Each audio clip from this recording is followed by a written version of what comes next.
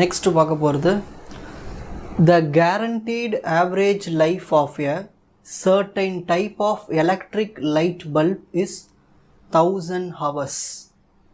Guarantee கொடுத்துருக்காங்க, ஒரு குறிப்பிட்ட பல்புக்கு லைட் பல்பு 1000 மணி நேரம் எரியும்னு with a standard deviation of 125 hours.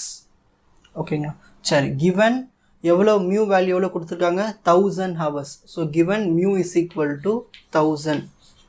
Guarantee பண்ணி கொடுத்தது 1000 hours.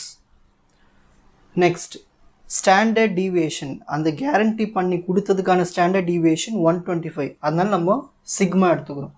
So sigma equal to 125 hours. சரி, ஒரு இசட் வேல்யூ கால்குலேட் பண்ணோன்னா நம்மளுக்கு எக்ஸ் பார் வேணும், மியூ வேணும், சிக்மா வேணும், என் வேணும். இது 4ல் எதனா 3 இருந்தால் கூட நம்ம சால்வ் பண்ணிடலாம். ஸோ மியூ இருக்குது, சிக்மா ஸ்டாண்டர்ட் டீவியேஷன் இருக்குது, அப்போ எக்ஸ் பார் வேணும். இந்த எக்ஸ் பார் எதுலேருந்து கண்டுபிடிக்கலான்னா அவங்க கொடுத்த ஸ்டேட்மெண்ட் வச்சு கண்டுபிடிக்க போகிறோம். It is decided to sample the output so has to ensure that 90% of the bulbs do not fall short of the guaranteed average by more than 2.5%. இதோட மீனிங் என்னன்னா 90% பல்பு கரெக்டாக எரியணும், அதில் மிச்சம் இருக்கிற 10% டிஃபெக்டிவாக இருக்கலாம். அந்த டிஃபெக்டிவ் தான் நம்ம வந்து கண்டுபிடிக்கணும், டெஸ்ட் பண்ணணும். What must be the minimum size of the sample. So இந்த சாம்பிளுக்கு நம்ம கண்டுபிடிக்க போகிறோம். அவங்களே சொல்லிட்டாங்க கிரேட்டர்னு, 90% கிரேட்டர் தான். அப்போ நம்ம எக்ஸ் பார் கண்டிப்பாக கிரேட்டர் தான்.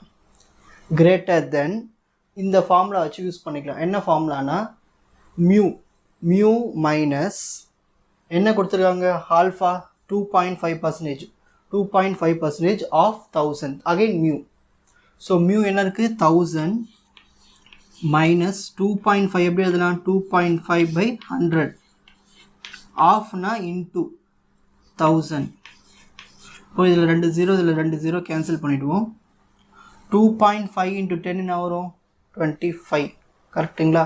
அப்போது 1000ல் சப்ரேட் பண்ணிடலாம் கேல்குலேட்டர். ஸோ பாருங்கள், அப்போது 1000 மைனஸ் 2.5 × 10 வரும் 25. ஸோ 1000 மைனஸ் 25 வரும் 975. ஸோ நம்மளுக்கு எக்ஸ் பாருங்க அடிச்சிச்சு 975. ஓகேங்களா?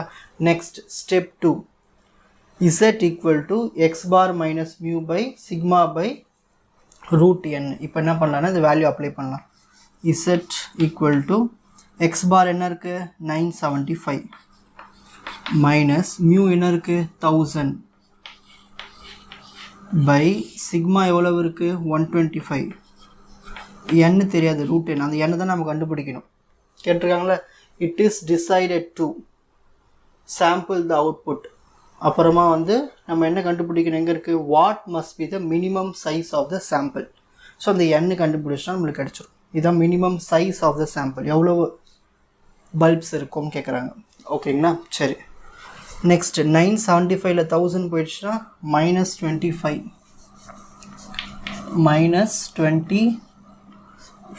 கரெக்டுங்களா? -25 பை நெக்ஸ்ட் அகைன் கீழே ஒரு 125 இருக்குது. இந்த ரூட் என்ன இருக்குங்களா, அந்த ரூட் என்ன மேலே கொண்டு போயிடலாம். இப்போ மேலே போயிடும். நெக்ஸ்ட்டு 25 125 டிவைட் பண்ண போகிறோம். அப்போ என்ன வரும், again 25 1s are 25 divided by 125 வந்து 0.2.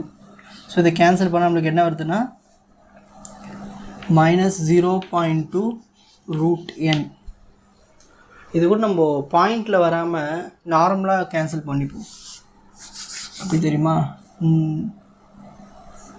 25 1s are 25 5s are அப்படி வச்சுக்கலாம் இல்லையா?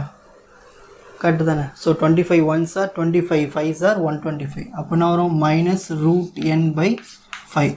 ஸோ நம்மளுக்கு இசட் என்ன கிடச்சிருக்கு, -√n/5.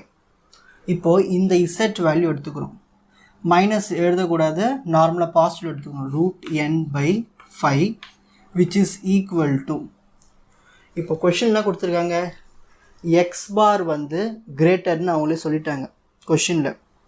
எக்ஸ் பாரு மீன் வந்து கிரேட்டர்னு சொல்லிட்டாங்க. ஸோ எக்ஸ் பார் எப்பவுமே கிரேட்டராக இருந்துச்சுன்னா அது ரைட் டெய்ல்டு டெஸ்ட்னு சொல்லணும். ஓகேங்களா, எக்ஸ் பார் எப்பவுமே கிரேட்டராக இருந்துச்சுன்னா ரைட் டெய்ல்டு டெஸ்ட். கொஷின் எவ்வளோ பர்சன்டேஜ் கொடுத்துருக்காங்க, 90% வந்து கரெக்டாக இருக்குது. மிச்சம் நம்ம 10% தான் டெஸ்ட் பண்ணி பார்க்கணும். இப்போ 100ல் 90% 10%. ஸோ டேபிளில் நான் ஸ்டார்டிங்கில் வீடியோவில் கொடுத்துருக்கேன் இன்ட்ரடக்ஷனில். ரைட் டெய்ல்டு டெஸ்ட்டுக்கு 10%ல் எவ்வளோ வேல்யூ இருக்குன்னா 1.28. இது டேபிள் வேல்யூ. இது நீங்கள் மெமரைஸ் பண்ண தான் இதை எழுத முடியும். ஸோ 1.28, அந்த 1.28 எடுத்து இதில் சப்ஸ்டிட் பண்ணிக்கிறோம். இப்போ இதை யூஸ் பண்ணி நம்ம n வேல்யூ கண்டுபிடிச்சிடலாம். இப்போ ஸ்கொயரிங் ஆன் போத் சைட்ஸ்.